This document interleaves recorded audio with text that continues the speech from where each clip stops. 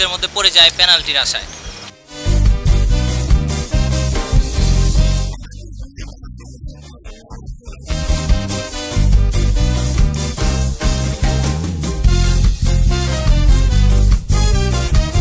ভাই মেক্সিকোর সাথে ব্রাজিলের খেলাটা দেখছেন? কি জঘন্যতম একটা খেলা চলছে। সব রেফারিরা ব্রাজিলের সাপোর্ট করছে, এটা কি হইলো?